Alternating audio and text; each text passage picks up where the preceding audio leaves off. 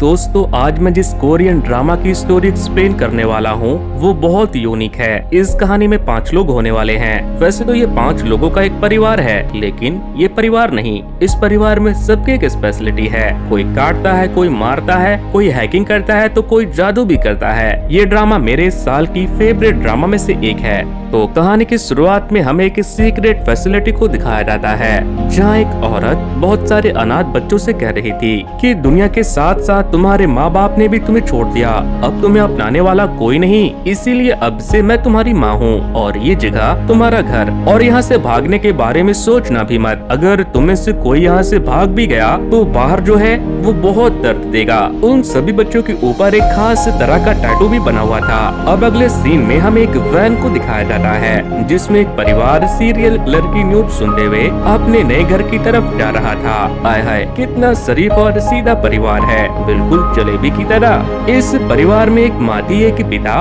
उनके 2 बच्चे और एक दादाजी। मॉम का नाम था योंगसू। वो बच्चों को ये समझाते हुए गाड़ी चला रही थी कि नए स्कूल में किसी के साथ लड़ाई मत करना, और अगर किसी के साथ लड़ाई हो भी जाए तो उसे घर पर बुला लेना।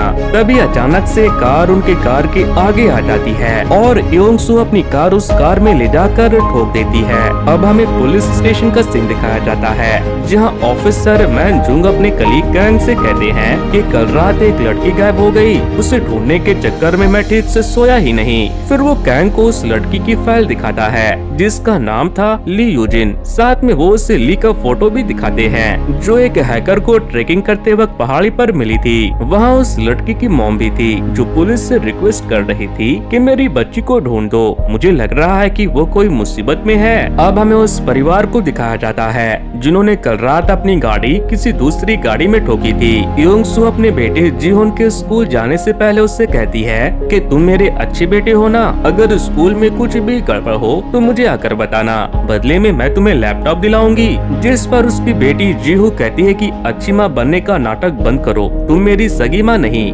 बच्चों के जाने के बाद ग्रैंडपा कैंग योंग से पूछते हैं कि हम इस शहर में दोबारा क्यों आए, तुम तो कभी भी किसी शहर में 2 साल से ज्यादा नहीं टिकती। बच्चे बड़े हो रहे हैं, आज या कल तुम्हें उन्हें सब सच बताना ही होगा, और कल रात जो हुआ उसके बाद तो सब सच बता ही देना चाहिए।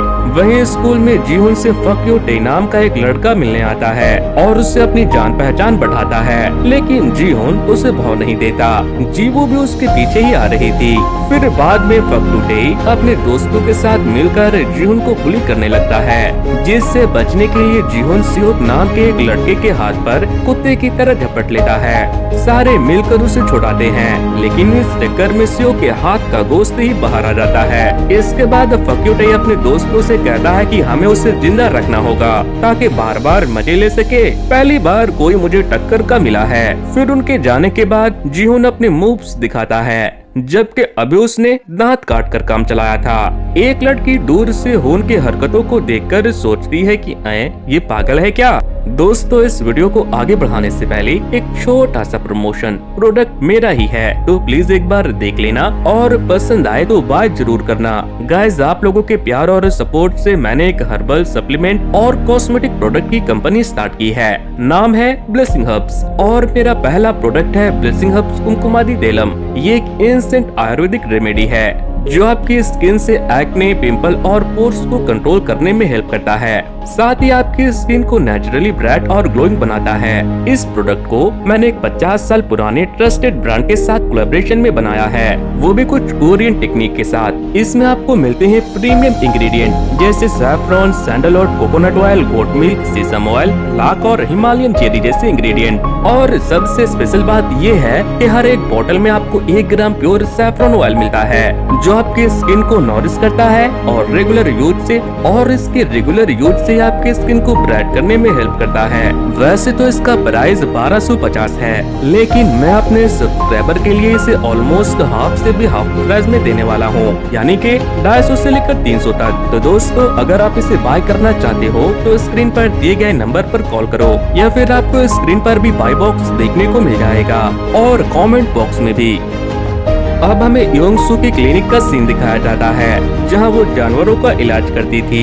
एक आदमी अपने कुत्ते के साथ क्लिनिक में आते हैं। ये आदमी एक पादरी थे और योंगसू के क्लिनिक के लैंडलॉर्ड भी। उनके कुत्ते ने कुछ दिनों से खाना पीना कम कर दिया था और काटने भी लगा था। योंग उस कुत्ते को चेक करती है और उसका नाम पूछती है तो फादर उसे उसका नाम सिम्बुक बताते हैं। तभी फादर यून को चर्च से कॉल आता है कि चर्च की एक बच्ची गायब हो गई है, जिसके बाद फादर यून कुत्ते को वहीं छोड़कर चर्च चले जाते हैं। ग्रैंडपा गैंग कहते हैं कि अब हम इस कुत्ते को कहाँ रखेंगे, क्योंकि हमारे पास कुत्तों वाला पिंजरा तो पहले से भरा हुआ है। वहीं स्कूल में जीवू जब सो रही थी तभी फक्यूटे उसकी फोटो क्लिक कर लेता है। कैमरे की आवाज से जीवू तुरंत उठती है और उससे कहती है कि मेरी फोटो डिलीट कर दो, लेकिन वो नहीं करता। तभी जीहुन वहाँ आ जाता है और उसे वहाँ देखकर वो अपने सीट पर चली जाती है, क्योंकि वो नहीं चाहती थी कि जीहुन मॉम से जाकर कुछ कहे। लेकिन तभी सियोक, जिसके हाथ को जीहुन ने कुत्ते की तरह काटा था, वो उसे मारने के लिए आता है। लेकिन तभी स्कूल प्रेसिडेंट जिगुन वहाँ आ जाता है और उन्हें अपने क्लास में जाने को कहता है। इधर ग्रैंडपा रोड पर सभी कैमरों का पोजीशन डायरी में मेंशन कर रहे थे। अब हम ऑफिसर कैंग को देखते हैं। उन्हें पहाड़ों पर गायब हुई लड़की ली का फोन मिला था, इसीलिए वो वहाँ और कोई दूसरा सुराग ढूंढने के लिए गए थे। तभी उन्हें एक जगह कटा हुआ केबल टाई मिलता है, जिससे उन्हें लगता है कि जरूर किसी ने ली को केबल टाई से बांधा होगा।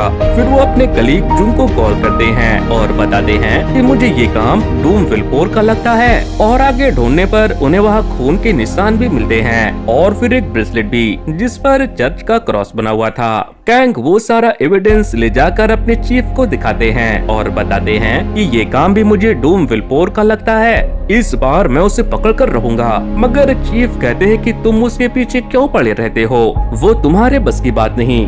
वहीं चियोल यानी कि योंगसू के पति एक जानवर के पिंजरे के ऊपर से प्लास्टिक हटाते हैं तो हमें पता चलता है कि उन्होंने वहाँ पर एक आदमी को केबल टाई से बांध कर रखा था। इधर फादर चर्च में ली की सलामती के लिए एक प्रे ऑर्गेनाइज करते हैं और वो चर्च के सेक्रेटरी उसे कहते हैं कि वो इसके बारे में सबको बता दे। वो जाकर अपने पुराने हस्बैंड और गैंगस्टर मिस्टर जोई को सारी बात बताती है कि चर्च की एक लड़की गायब हो गई है। फादर ने प्रे ऑर्गेनाइज किया है। वहाँ ओ के नए पति जैंग भी थे।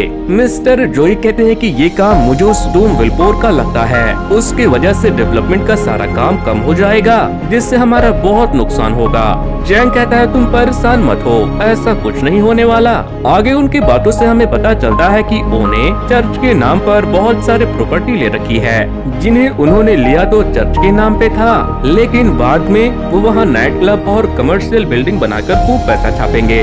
लेकिन वो लोग फादर यून से बहुत परेशान थे, क्योंकि वो खुद को पूरे शहर का मालिक समझने लगा था।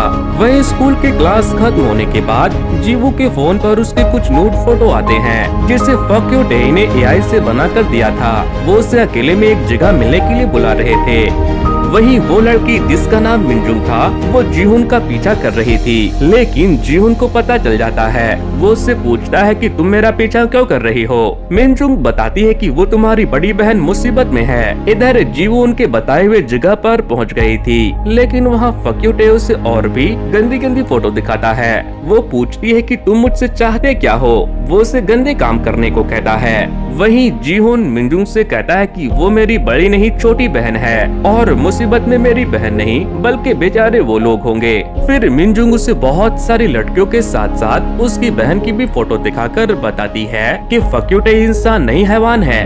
वहीं जीवू फक्यूटे से कहती है कि तुम मेरा कुछ नहीं बिगाड़ पाओगे, जिस पर वो उसे मारने लगता है, लेकिन जीवू उसे एक ही मुक्के में धूल चटा देती है। फिर जब उनके बाकी के दोस्त हमला करते हैं तो वो उन्हें भी बहुत मारती है, जिसके बाद वो वहाँ से भाग जाते हैं और फक्यूटे वहीं मार खाकर बेहोश पड़ा रहता है। तभी जीहुन और मिनजुंग वहाँ आते हैं, लेकिन वहाँ का हाल देखकर मिनजुंग भाग जाती है। इसके बाद जीहुन उसे ग्रुप का मैसेज दिखाता है, जिसमें लोग जीवू के नोट्स को देखकर गंदे कमेंट कर रहे थे। जिसके बाद जीवू उसे जान से मारना चाहती थी, लेकिन जीहुन उसे अपने घर लेकर चला जाता है। वहीं योंग को चर्च के कुत्ते पर बहुत ही हेवी इंजरी मिलती है। उसके बहुत सारे बोन्स टूट गए थे, जैसे उसे बहुत ही बुरी तरह से मारा गया हो।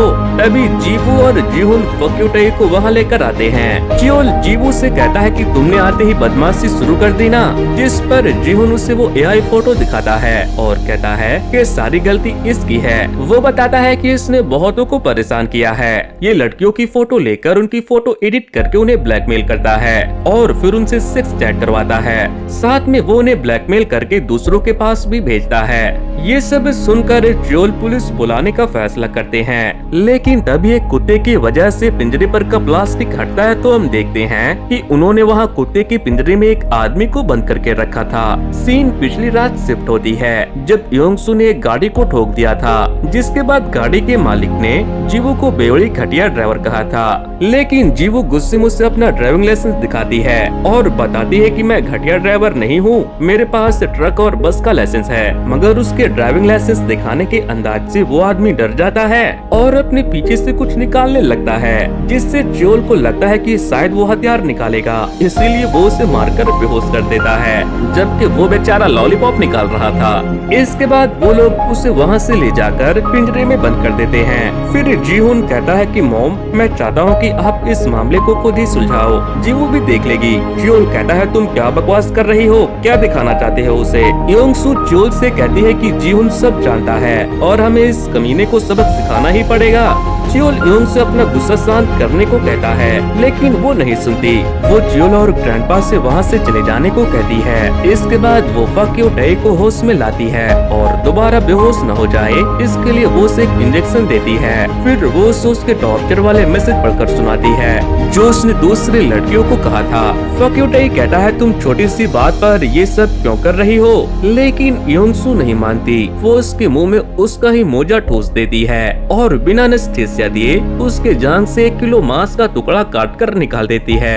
वहीं फक यू टे के दोस्त सियोक जाकर उसके डैड को बता देता है कि एक लड़की ने फक यू टे को कुत्ते की तरह पीटा, जिसके बाद से वो कहीं गायब है। अब हमें एक लड़की को देखते हैं जिसके सीने पे वही एक्स का टैटू था और वो बहुत सारे लोगों से बचकर भाग रही थी, लेकिन बहुत दूर जाने के बाद उसे पता चलता है कि वो तो एक आइलैंड पर कैद थी। तभी वो लोग वहाँ आकर उसे पकड़ लेते हैं। ये वही औरत के लोग थे जिसे हमने कहानी की स्टार्टिंग में देखा था। सीन वापस से प्रेजेंट में शिफ्ट होती है, जहाँ जीवू अपनी मॉम के हरकतों को देखकर बहुत डर गई थी। जीहुन को बड़ा मजा आ रहा था, लेकिन योंगसू जब तौलती है तो फक यू टे का गोश्त 1 किलो में 300 ग्राम कम था, इसीलिए वो दोबारा निकालने का फैसला करती है। लेकिन फक यू टे कुछ बोलने की कोशिश कर रहा था, इसीलिए योंगसू उसके मुंह से मोजा निकालती है तो वो कहता है कि ये सब मैंने नहीं बल्कि स्कूल प्रेसिडेंट जिगोन ने किया है, इन सब के पीछे वही है। तभी हम जिगोन को देखते हैं जो बैठकर दूसरों की गंदी फोटो एडिट कर रहा था।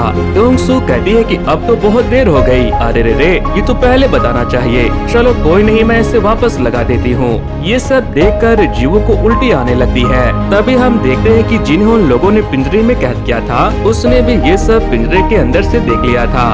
वहीं जीवू ग्रैंडपा से पूछती है कि आखिर ये औरत है कौन। वो बताते हैं कि तुम्हारी माँ। फिर हम योंगसू को नहाते वक्त देखते हैं कि उसके सीने पर एक्स का वो टैटू था जिसे हमने उस छोटी सी बच्ची पर देखा था, यानी कि वो बच्ची यही थी। फिर रात को योंगसू चियोल से कहती है कि कल मैं उस लड़के को उसके घर छोड़ दूंगी।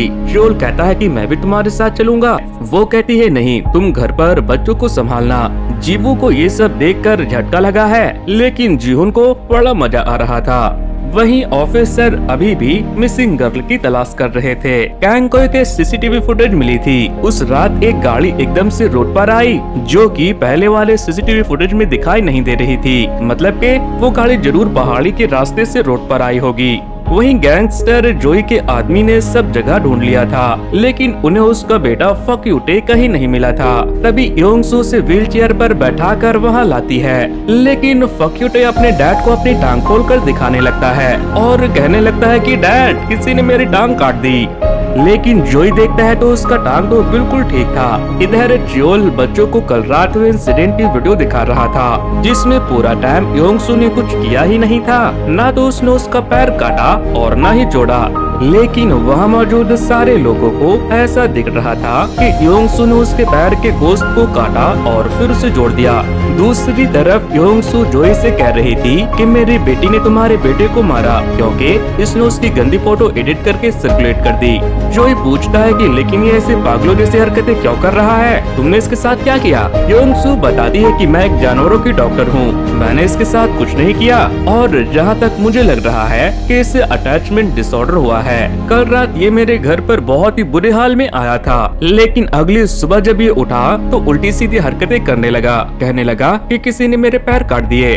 वहीं चियोल बच्चों को समझाता है कि मॉम जो कर रही है उसे ब्रेन हैकिंग कहा जाता है। ये एक बहुत ही एडवांस इंट्रोग्रेशन टेक्निक है, वो किसी के भी दिमाग से लेकर आत्मा तक को कंट्रोल कर सकती है, जिसके बाद वो जिससे जो चाहे वो करवा सकती है। लेकिन वो को भरोसा नहीं होता कि वो ऐसा कर सकती है। तभी योंग वहाँ पहुँच जाती है और बच्चों से स्कूल जाने को कहती है। स्कूल जाते हुए जीहुन से पूछती है कि अब हम योंगसू को क्या करें। जीहुन कहता है इज्जत से नाम लो, वो हमारी माँ है। जीवू कहती है वो हमारी माँ नहीं है। जीहुन कहता है उन्होंने हमें पाल पोस कर बड़ा किया, बस पैदा करना ही माँ नहीं होता, और तुम उनसे इतना चिढ़ती क्यों हो, वो हमारी फैमिली है। जीवू कहती है कि कैसे अजीब फैमिली है ये, ना फोटो लेने देती है, ना सोशल मीडिया और ना ही मोबाइल। अब हमें चर्च का सीन दिखाया जाता है, जहां ओ आकर फादर से कहती है कि सिस्टर ली के गायब होने की वजह से शहर के डेवलपमेंट पर असर पड़ा है। तभी वहां जोई भी आ जाता है। फादर यून उसके लेट आने से नाराज थे। तभी वो बताते हैं कि मेरा बेटा बीमार है, इसीलिए थोड़ा बिजी था। तभी वो फादर के साथ जाने लगती है। जोई पूछता है तो वो बताती है कि फादर का कुत्ता बीमार है, वो जानवरों के हॉस्पिटल में है। जोई पूछता है वो नए वाले हॉस्पिटल में है क्या, वो हाँ कहती है। तो जोई बताता है कि कल रात टायोसी हॉस्पिटल में गया था और जब वापस लौटा तो बहुत बुरे हाल में था, तुम जरा वहाँ जाकर चेक करना। इसके बाद वो फादर के साथ चली जाती है। वो योंगसू से हाथ मिलाना चाहती थी, लेकिन योंगसू उनसे हाथ नहीं मिलाती, कहती है कि मेरे हाथ गंदे हैं। इसके बाद वो जबरदस्ती अंदर घुस जाती है और इधर उधर देखने लगती है। वहीं योंगसू फादर यून से पूछती है कि ये डॉगी इतना घायल कैसे हुआ। वो कहते हैं पता नहीं। तभी वो कपड़े से ढके हुए पिंजरे के ऊपर से कपड़ा हटा देती है, जिससे योंगसू और चियोल डर जाते हैं, लेकिन अंदर कोई नहीं था। जिसके बाद हो और फादर वहाँ से चले जाते हैं, लेकिन उसके जाने के बाद वो सभी परेशान हो जाते हैं कि उस आदमी को जिसे उन लोगों ने कैद करके रखा था उससे भागने में मदद किसने की। चियोल कहता है कि ये काम जरूर जीवू का होगा, हमें यहाँ से निकलना होगा, पुलिस आती ही होगी। योंग कहती है नहीं, अगर वो पुलिस के पास गया होता तो पुलिस कब की आ गई होती। वहीं मिंजू जीवन से पूछती है कि फक्यूटे ठीक तो है ना। जीवन कहता है उसने तुम्हें इतना परेशान किया और तुम उसकी परवाह कर रही हो, कहीं तुम उसे पसंद तो नहीं करने लगी। जिस पर वो उसे एक थप्पड़ लगा देती है और फिर सॉरी कहने लगती है। इसके बाद जीवन उससे पूछता है कि क्या हम कपल बने, वो उससे पागल कहती है। फिर जीवन उससे कहता है कि मैं सारे फोटो डिलीट तो नहीं कर सकता, लेकिन मैंने सभी फोटो में वायरस डाल दिया है। अब जब भी कोई उन फोटो पर क्लिक करेगा तो उनका अकाउंट ही उड़ जाएगा। तभी जीवू भी वहाँ आती है और फिर सियोक आकर कहता है कि प्रेसिडेंट तुमसे मिलना चाहते हैं। जीवू जेगुन से मिलने के लिए जाती है। वो उसे एक पेन ड्राइव देता है और कहता है कि तुम्हारे नाम पर क्रिप्टो एक्सचेंज में तुम्हें हर महीने पैसे मिल जाएंगे। वो पूछती है कि तो स्कूल का असली कमीना तू है और तू चाहता है कि मैं तुम्हारे तलवे चाटूं। जेगुन कहता है कि अरे नहीं, बॉस तो तुम ही हो, मैं तो बस तुम्हारा मैनेजर बनना चाहता हूँ। तभी हो ना कर उससे कहता है कि अरे ले लो, पैसे ही तो दे रहा है। इसके बाद जेगुन जब वहाँ से चला जाता है तो जीहुन कहता है कि अब उसे रास्ते से हटाकर मैं पूरे स्कूल में राज करूँगा।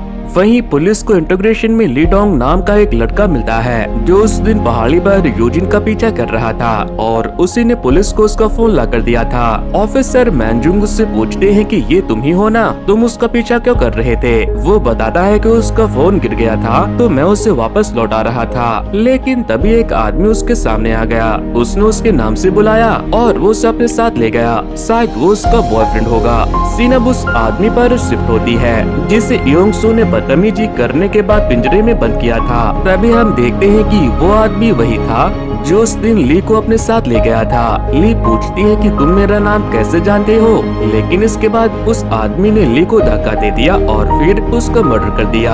अब हम योंग सू के फैमिली को देखते हैं। सभी एक दूसरे पर इल्जाम लगा रहे थे कि तुमने उसे भगाया, तुमने उसे भगाया। फिर ग्रैंडपा चिल्लाते हैं कि तुम लोग एक दूसरे को फैमिली कहते हो और ठीक से बात करना भी नहीं आता। चलो सब एक एक करके पूछो। सबसे पहले जीवू योंग सू से पूछती है कि तुम आखिर हो कौन, इतनी ड्राउनी स्किल तुमने कहाँ से सीखी और हम सब यहाँ क्यों हैं? दादाजी कहते हैं कि उसे बता दो, जिसके बाद योंग सू से अपना टैटू दिखाती है। फिर च्योल और फिर ग्रैंडपा भी, तीनों के पास अलग अलग नंबर के टैटू थे। इसके बाद योंग सू बताती है कि जब मैं बहुत छोटी थी तब मुझे स्पेशल ट्रेनिंग के लिए भेजा गया था। आगे ग्रैंडपा बताते हैं कि स्टार्टिंग में हम सीक्रेट एजेंसी में थे, लेकिन वो बंद हो गया जब किम सुंग और किम जोंग मारे गए। च्योल कहता है फिर हमें दूसरा काम मिला, लेकिन कोई पहचान नहीं। जासूस, फिक्सर, टेक्नीशियन, हमें कई नाम दिए गए। अगेन योंग सू बताती है कि हम लोग वैसे लोगों को सजा देते थे जिनके वो हकदार थे। फिर ग्रैंडपा कहते हैं कि तुम्हारी माँ ने तुम्हें वो जिंदगी नहीं दी जो उसने पाई थी, इसीलिए उसने तुम्हारे उम्र में तुम्हें पीठ पर बांधकर भाग गई। अगर योंग और च्योल नहीं होते तो आज तुम हम में से एक होते। सीन पास्ट में शिफ्ट होता है जहाँ हम उन लोगों को भागते हुए देखते हैं। उस वक्त जीवू और जीहोंग बस पैदा ही हुए थे। तभी उन्हें उस आदमी का फोन आता है जिसे उन्होंने मारपीट कर पिंजरे में बंद किया था। वो कहता है तुमने जो कुछ किया उसे मैंने अपने घड़ी में रिकॉर्ड कर लिया, लेकिन जब वो उस वीडियो को देखता है तो उसमें कुछ नहीं होता। इसके बाद वो कहता है ठीक है, मैं तुम्हें बर्बाद कर दूंगा, जाकर गाड़ी की डिक्की चेक करो। वो जब जाकर गाड़ी की डिक्की चेक करते हैं तो उसमें एक लड़की की लाश थी और ये लड़की वही मिसिंग लड़की ली थी। लेकिन योंग सू फिर भी उसे सीरियस नहीं लेती, वो उसे बेवकूफ रहती है, जिससे वो बहुत गुस्सा होता है। कहता है कि शायद तुम जानती नहीं कि मैंने 9 लोगों को मारा है, डूम विल्बर मैं ही हूँ। लेकिन योंग ये कहकर फोन काट देती है कि तुम बेवकूफ हो, डूम विल्बर नहीं। इसके बाद सभी सोचने लगते हैं कि अब हम क्या करें। जीवो कहती है कि पुलिस बुलाए क्या। च्योल कहता है कि क्या कहेंगे हमने उसे पिंजरे में बंद करके रखा था, फिर तो हम भी फंसेंगे। जिसके बाद ग्रैंडपा कहते हैं कि हमें लाश को पुलिस को सौंपना ही होगा। इसके बाद वो लोग गाड़ी से सबूत मिटाते हैं, लेकिन गाड़ी खराब थी, इसीलिए वो सभी कॉस्ट्यूम पहनकर गाड़ी को धक्का लगाते हुए उसे पुलिस स्टेशन के बाहर पहुंचा देते हैं ताकि वो लोग सीसीटीवी में नजर न आ जाए। इसके बाद वो लोग उसके लिए प्रार्थना भी करते हैं। अब अगले दिन पुलिस को वो गाड़ी मिलती है और चेक करने पर उन्हें उसमें से लाश मिलता है। लेकिन टीवी पर न्यूज ये चलती है कि 5 अपराधियों ने कॉस्ट्यूम पहनकर ली की लाश को छोड़कर भाग गए, जिसे न्यूज में देखकर जीवू बहुत चिढ़ती है कि एक तो हमने लाश को पुलिस स्टेशन पहुंचाया और ऊपर से वो हमें ही कातिल बता रहे हैं। इसके बाद वो स्कूल चले जाते हैं और उसके जाने के बाद योंग देखती है कि जीवू ने पहली बार अपना खाना फिनिश किया। ग्रैंडपा भी ये देखकर बहुत खुश होते हैं। फिर योंग ग्रैंडपा से कहती है कि मुझे पता है उस आदमी को भागने में मदद आपने ही की थी।